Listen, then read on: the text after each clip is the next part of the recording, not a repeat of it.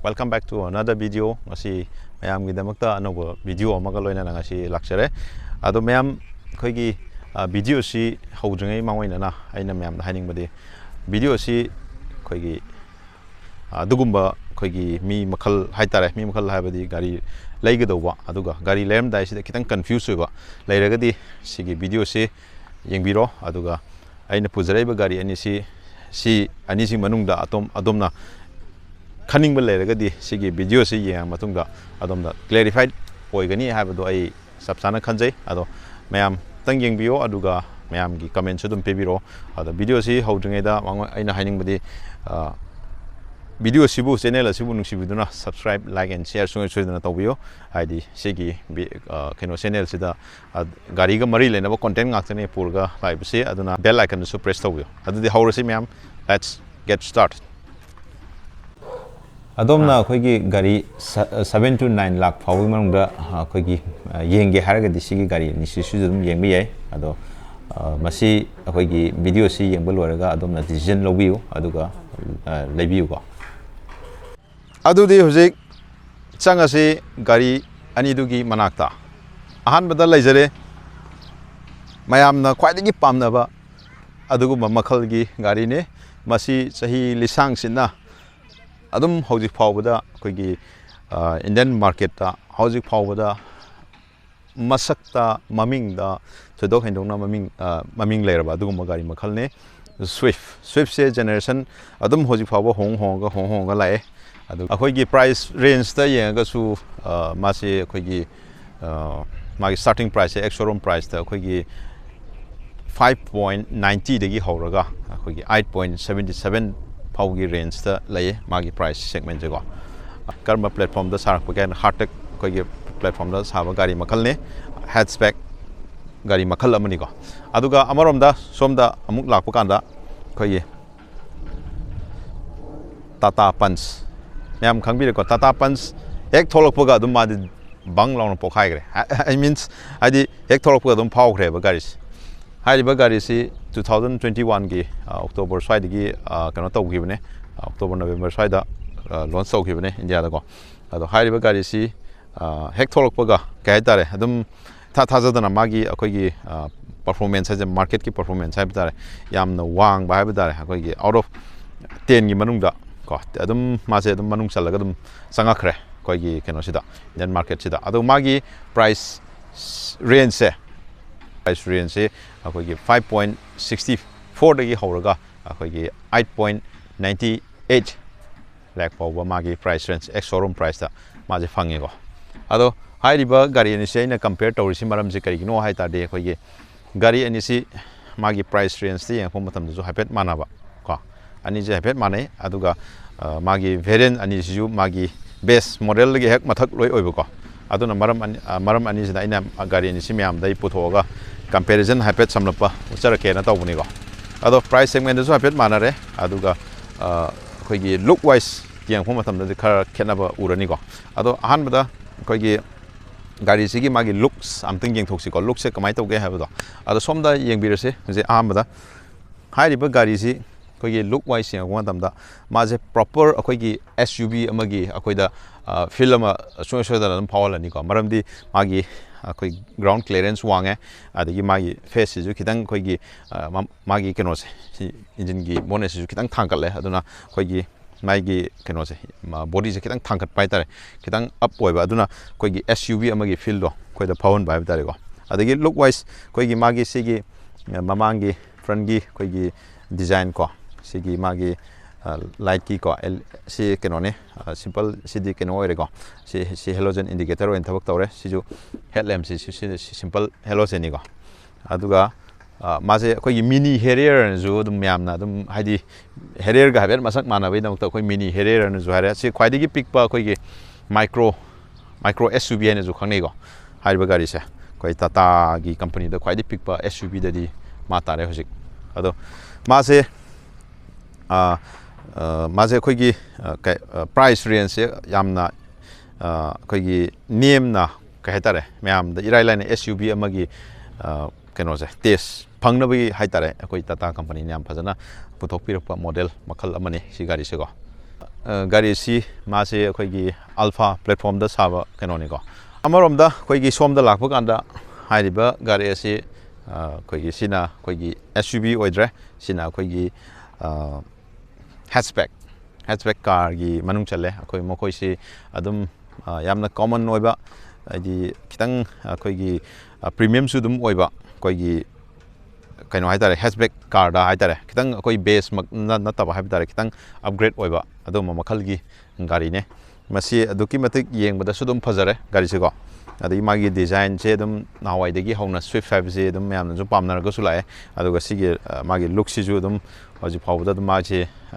yamna pamna dabdu oidri go ji phawda look wise sing yam noi simple halogen si top ta di khoi gi kaino lakani go eda khoi gi DRL yorkani adagi sida kaino orkani projector orkani ko sida di oidri go simple si halogen oire go adu magi grill gi design adam yengba dum phaje gari se ko look wise sing phatam da aduga side lomda amtang lao side lomda mu yeng minase ade somda side lomda lakpa kanda magi oil sakagi adu tire gi size rom de yakpa kanda magi tire gi size sida haje 165 by 80 14 inch oideni ko adu sida si alloy di oidre ko aduga haiba gari si magi ground clearance adum marak haitare yam kana su wang daba yam kana su niem daba haiba tare 163 mm gi ground clearance adum descent oi ko aduga so maning lom da lakpa kanda magi fuel gi tank gi capacity ko 37 liter ni ko aduga mokoi air ne piba khoi gi magi mileage khoi sumna gi khoi gi 20 dagina 22 phawgi range da highway da moina smai pi ko aduga somlom da maning lom da mula phaganda Swift magi Beijing sidal laire adagi magi logo sidal lejare aduga sida di defogger yaudre ko rear wiper yaudre sigi upper variant da yaune sina high mounted stop lamp sina antenna si yaure ko aduga magi boot space yom hom hajar ke boot ki magi capacity je ko gi 268 liter gi magi capacity ni ko aduga magi sigi keno se su yam kana lubo ide ko magi spare si yaure ko siju dum 14 inch dum yaure ko samana na aduga deda hook yaure ko aduga light ti ko sida extra sida reading light sida half yare ko aduga sida kut paibam yaure sound dum phajai ko ado sigi sensor ni ko sina sensor se mari yaw ko 1 2 3 4 ngere aduga somda lakpa kanda khoi gi sina khoi backlight tail lamp Swift ki yam phajabam na khoi gi nungdang na thobu kanda mai tail lamp jam phajai ko si LED ni ko mai mong tai aduga makhoi ani gi hapet manaba haira gi somda lakpa na si maning de thong hangdopang system je sida hangi ko aduga pan somda mu yeng asu somda sida pairaga ma sida hangi ko ani jimdi ari manare ko front design se magi tri arrow se sima tata gi ayamba sigi design lo yawi ko si simanung do horn ni ko somda lakpa kanda magi tire gi size se koi gi tire gi magi keno se size e height pa hajar ke 185 by 70 man 15 inch ni ko inch ma hele aduga broadness su khar hele go sida aduga somda lakpa kanda masu side RBM se keno sida turn indicator je RBM dum yaure ko aduga siju keno ere si khut paibam je si yar ja si yam nungai ko siju body color dum yaure aduga somda lakpa kanda magi fuel capacity 37 liter ni ko manare ko aduga magi mileage se moini piba koi air ni piba mileage se koi 19 liter per liter ni ko aduni aduga som maning lom da lakpa kanda pan sign se sauna tha le ko magi Beijing si leire aduga si high mounted stop lamp si leire aduga magi antenna al leire ko aduga masu defogger yaudre ko si variant si sigi upper variant yaugni ko aduga sensor je sida mana sida ani pire ko aduga backlight ki sida lejare adu reflector si leire tri arrow je dum yaure ko aduga magi tail lamp je yeng yam nungai ko sijo snungdang na khoi star gi keno se sida di LED oidre ko adu si upper variant de LED dam lakani ko aduga ai si boot space app dum usarake ado sini boot space se khoi gi posai ki ham khitang di yaure ko myam sawade ado maje khoi gi boot capacity se 336 liter gi magi boot capacity ma boot space ji mana kitang chaure ko ya yengda kena tawda magi poche hapam nungomje zik magi interior rom dal mula paganda interior se dum aduki matik yam nungai hai tare ko nungai di phamba dum comfortable yam nungai na phamba hai tare ko aduga akoi da su yam kana se akoi gi yamna akoi gi makha nem na phamba hai do si keno study oidre maram di se da akoi gi seat ki height adjustment taw ya ba feature ma yauri ko aduna akoi gi kitang upright position da pham ge har ga su si se kitang nungai bam di lai ba ko ado kitang nem da ge har su dum yare ko si feature ja ado magi steering sigi button flat oiba yam nungai aduga tilted yar ga kogi telescopic ti yada ba tar si kenos ano smai ta wi sigi feature si yawi ko aduga seida kogi media control gi som da leire aduga som na khan gi this da dum kogi setting chi da lo ye ko aduga magi sigi keno sigi keno je kogi meter console je sigi area se yeng ba yam sporty oi bi hele ko yeng ba yam na kogi nungai ba ha tare aduga maya gi seida sida AC ko kano lere AC gi control sida lere aduga 12 volt ki sida lere ada USB gi sida lere aduga cup holder masa ani yaure aduga phone goma thambe ya space kharam yaure aduga sida jo handbrake lere aduga sida armrest yaudri ko aduga simagi the dashboard se dum plastic quality je dum hard plastic dum oi ko aduga sida silver finish ma yaure marakta aduga sina glove box ada sina mirror yawe ko songi aduga songi yaudre adu light se leire ko adu hand grip se yaudre songi yaure ko adu sini koigi keno se aduga speaker se koigi driver se mamangda amam yaure ko aduga sida sigi maningi keno se door se da loimak amam yaure ko zik maning da mung lai ko adu maningi keno se mamangda koi adjust tawgor matung da dum nirum je dum phajana lai ko aduga sitting comfort adum nungai sijo adum relax position da phazana phamma ngame ko aduga sigi kitang thigh support se horen jeng mi se songi ga cam kamai to ge ha ko aduga sida hand grip sida leire aduga maya da armrest sida yaudre ko se adum mi hom phamba adum yani adu kitang tight oi jaraga su ko yam kana tight oi draga su khara aduga sida sit maningi je kano adjuster oi dre ko aduga sigi mayai gi kitang ham oiba amadi yawe go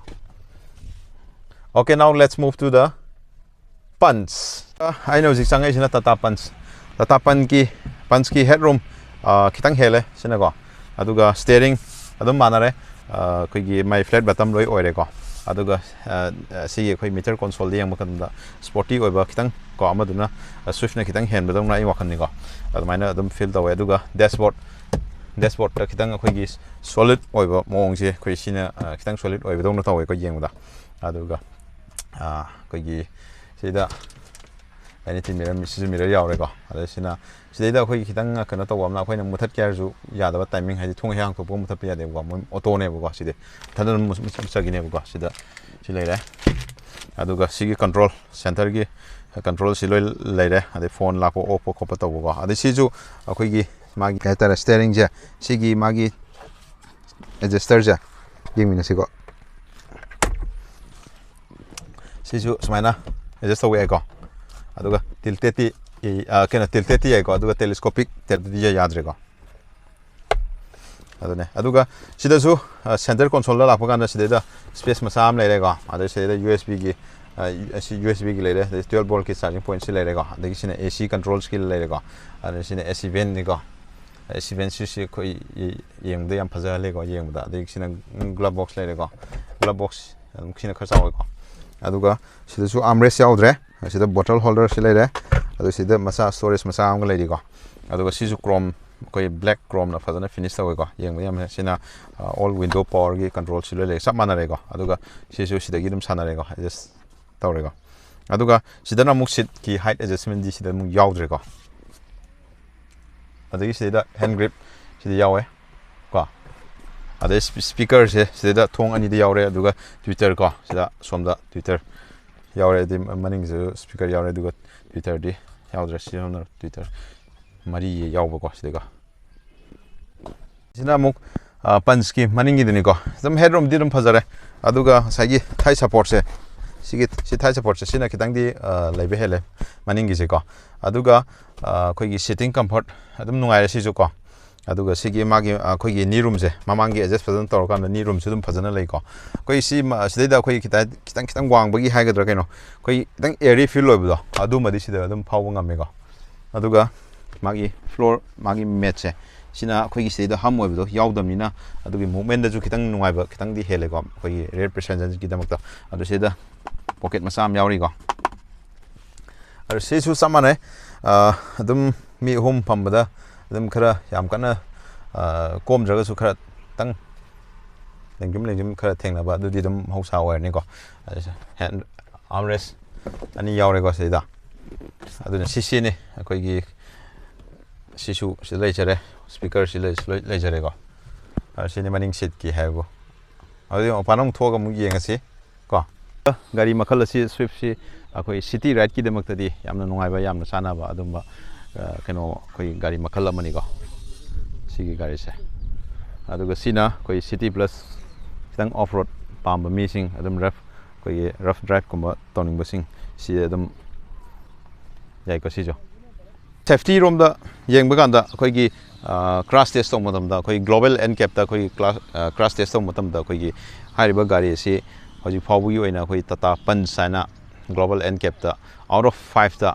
5 star rating ꯐꯪꯕ ꯉꯝꯕ ꯒꯥꯔꯤ ꯃꯈꯜꯅꯤꯀꯣ solid ꯑꯣꯏꯕ ꯒꯥꯔꯤꯅꯤ ꯑꯗꯨꯅ ꯃꯌꯥꯝ ꯑꯩꯈꯣꯏꯒꯤ ꯁꯦꯐꯇꯤꯗꯁꯨ ꯑꯗꯨꯝ ꯈꯔ ꯈꯤꯇꯪ ꯍꯥꯏꯗꯤ ꯈꯟꯊꯕꯤꯌꯨ ꯍꯥꯏꯕ ꯇꯥꯔꯦꯀꯣ ꯁꯦꯐꯇꯤꯁꯦ ꯁꯤꯅ ꯑꯩꯈꯣꯏꯒꯤ ꯄꯨꯟꯁꯤ ꯀꯟꯒꯗꯧꯔꯤꯅꯤꯀꯣ ꯁꯦꯐꯇꯤ ꯌꯥꯝꯅ ꯔꯦꯇꯤꯡ ꯐꯔꯤꯉꯩꯀꯣ ꯑꯗꯨꯒ ꯑꯃꯨꯛ ꯁꯦꯐꯇꯤ ꯔꯦꯇꯤꯡ ꯂꯣꯝꯗ ꯌꯦꯡꯕ ꯀꯥꯟꯗꯗꯤ ꯑꯃꯨꯛ ꯁꯤꯅ ꯑꯃꯨꯛ ꯈꯔ ꯋꯥꯡꯉꯦ ꯁꯤꯅ ꯑꯩꯈꯣꯏꯒꯤ ꯒ꯭ꯂꯣꯕal ꯑꯦꯟꯀꯦꯞꯇ ꯑꯥꯎꯠ ꯑꯣꯐ 5ꯇ 2 ꯁ꯭ꯇꯥꯔ ꯃꯨꯛ ꯐꯪꯉꯦꯀꯣ ꯑꯗꯣ ꯃꯌꯥꯝ ꯁꯦꯐꯇꯤꯁꯨ ꯑꯗꯨꯝ ꯃꯊꯧ ꯇꯥꯏ ꯑꯗꯣ ꯒꯥꯔꯤ ꯈꯨꯗꯤꯡꯃꯛꯇ ꯑꯩꯈꯣꯏꯒꯤ ꯑꯣꯚꯔꯑꯣꯜ ꯍꯥꯏꯕ ꯇꯥꯔꯦ ꯂꯣꯏꯅꯃꯛ ꯁꯤꯁꯨ ꯃꯥꯒꯤ ꯑꯐꯕ ꯈꯔ ꯐꯠꯇꯕ ꯈꯔ ꯑꯗꯨꯝ ꯂꯩꯒꯅꯤ ꯑꯗꯩ ꯁꯤꯁꯨ ꯑꯐꯕ ꯈꯔ ꯃꯥꯒꯤ ꯐꯠꯇꯕ ꯈꯔ ꯑꯗꯨꯝ ꯂꯩꯒꯅꯤꯀꯣ ꯑꯗꯣ ꯑꯗꯨꯒ ꯃꯥꯒꯤ ꯌꯥꯝꯅ ꯅꯨꯡꯉꯥꯏꯕ ꯑꯇꯣꯞꯄ ꯐꯤꯆꯔ ꯑꯃ ꯍꯥꯏꯔꯒꯗꯤ ꯊꯣꯡꯁꯦ ꯃꯥ ꯍꯥꯡꯇꯣꯏꯁꯦ 90 ꯗꯤꯒ꯭ꯔꯤꯗ ꯍꯥꯡꯇꯣꯛꯄ ꯌꯥꯒꯅꯦꯕ ꯄꯨꯔꯥ ꯀꯣ ꯁꯤꯅ 90 ꯗꯤꯒ꯭ꯔꯤ ꯑꯗꯨꯅ ꯀꯥꯈꯠꯄ ꯀꯨꯝꯊꯕ ꯇꯧꯕ ꯃꯇꯝꯗ ꯈꯤꯇꯪ ꯅꯨꯡꯉꯥꯏꯕ ꯑꯃ ꯂꯩꯒꯅꯤꯀꯣ ꯑꯗꯣ ꯁꯤꯅꯤ ꯑꯩꯈꯣꯏꯒꯤ ꯒꯥꯔꯤ ꯑꯅꯤꯁꯤꯒꯤ ꯁꯝꯂꯞꯄ ꯀꯝꯄꯦꯔꯤꯖꯟ ꯚꯤꯗꯤꯑꯣ ꯍꯥꯏꯕ ꯇꯥꯔꯦ ꯑꯗꯣ ꯃꯌꯥꯝ